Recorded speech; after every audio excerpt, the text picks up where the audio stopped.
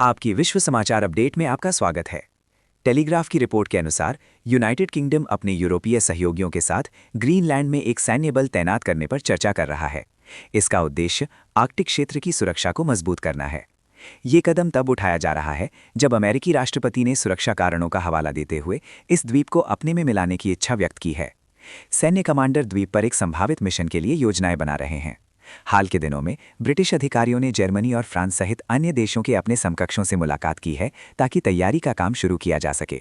इन प्रारंभिक योजनाओं में ब्रिटिश सैनिकों, युद्धपोतों और विमानों की तैनाती शामिल हो सकती है ताकि संभावित विरोधियों से ग्रीनलैंड की रक्षा की जा सके। यूरोपीय देश उम्मीद कर रहे हैं कि आर्कटिक में अपनी उपस्थिति में उल्लेखनीय वृद्धि से ट्रंप को इस रणनीतिक द्वीप को अपने में मिलाने की अपनी महत्वाकांक्षा को छोड़ने के लिए मना लिया जाएगा। इससे ट्रंप अटलांटिक क्षेत्र की सुरक्षा लागतों में यूरोप की अधिक भागीदारी का तर्क देकर घरेलू मोर्चे पर जीत का दावा कर पाएंगे। इससे पहले अमेरिका ने ग्रीनलैंड को नियंत्रित करने के विकल्पों पर चर्चा की घोषणा की थी, जिसमें सैन्य उपाय भी शामिल थे। ग्रीनलैंड डेनमार्क का एक स्वायत्त क्षेत्र है जो नाटो का सदस्य भी है। ट्रंप ने चिंता व्यक्त की थी कि अगर उन्होंने कार्रवाई नहीं की तो अमेरिकी प्रतिद्वंदी द्वीप को नियंत्रित कर लेंगे। डेनमार्क और ग्रीनलैंड दोनों ने ट्रंप के प्रस्ताव का विरोध किया है। वहीं यूरोपीय देशों ने सामूहिक रूप से ये बयान जारी किया है कि ग्रीनलैंड द्वीप के लोगों का है।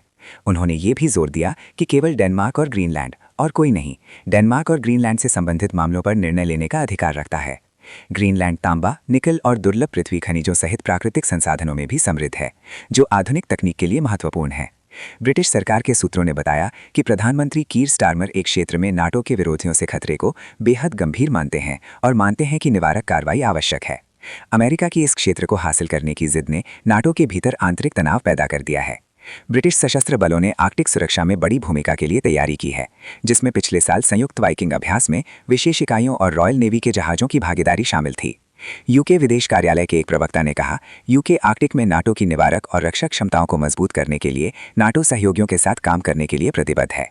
सुनने के लिए धन्यवाद।